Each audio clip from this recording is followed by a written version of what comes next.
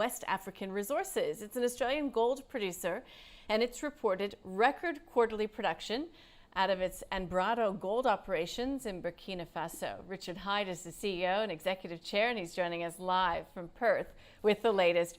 Welcome. I am pleased to be here with you.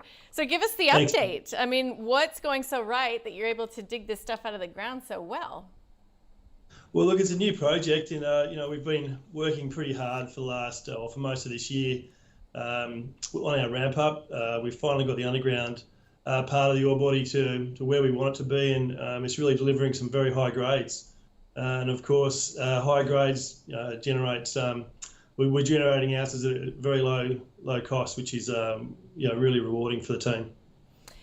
Now, any difficulties in operating in that area of the world? I mean, we often talk about sovereign risk, and then we've got the added complication of COVID and Delta. I mean, just give us an update on how things are going there. Yeah, look, we were commissioning at the start of COVID last year. I mean, we went through a lockdown in Burkina Faso at the start of production. As it's gone on, we've managed to deal with it. We've got about 1,000 people on site working for us, and about 100 of those are expats. And we've probably only got about 20 that come back to Australia, thankfully, because it's really the Australian part of it which has really been causing the issues for us. But it's a multinational sort of workforce now, and when the rest of the world's opened up, really. So the only area we're having a bit of trouble is still getting people back into Australia. So getting out hasn't been a problem. Part of the operation is happening here in Australia. I beg your pardon? What's happening here in Australia? I mean, what's causing you difficulties in Australia? You're talking about actually getting people back in? Yeah, correct. So that's just the caps. Yeah. I mean, we get exemptions to leave the country because our workforce, or people in our workforce, are essential workers. But unfortunately, they're also they come under the caps when they come back in for their break. So typically our workers would do a 6 weeks on site and 3 week break roster. Currently our Aussie workers are doing 6 weeks on site, 2 weeks in hotel quarantine when we can get them back in on time, and then a 3 week break, and then they get to do it again. So certainly challenging, but we've got a very robust and workforce and some very good people who are working through it with us.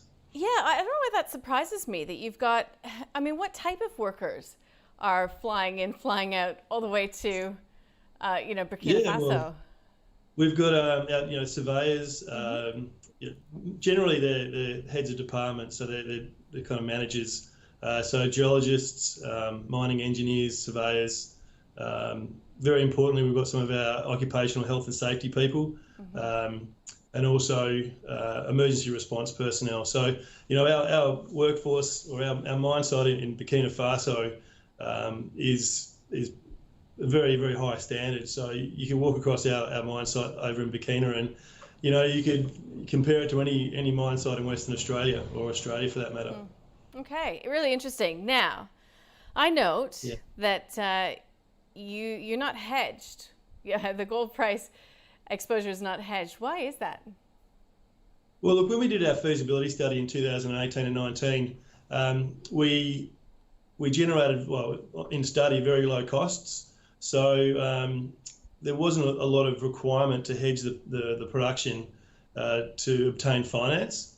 So we used a US $1,300 gold price when we were doing the study, and we've managed to ride that sort of upside in gold price since. So we've been producing unhedged. We've been generating an enormous amount of free cash flow, and we'll be very close to being net cash by the end of this quarter. By the time we report our quarterly results in end of October, and then we look to be debt free by early next year. All right, so there's a couple of things that investors should keep their eye on, but in terms of the actual operation, like what's the next key catalyst in your view?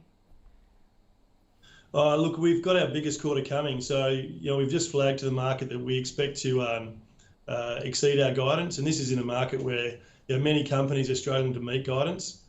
So we've got some very good ore bodies that we're mining at the moment, and we're in the best parts of them. So the next quarter is going to be our biggest quarter of production. So we just finished doing over 80,000 ounces in the current quarter.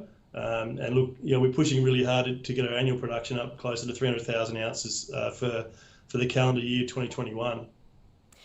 Got it. Well, listen, thank you so much for joining us and getting us across the detail. Richard Hyde, we appreciate it. Thanks very much for having me.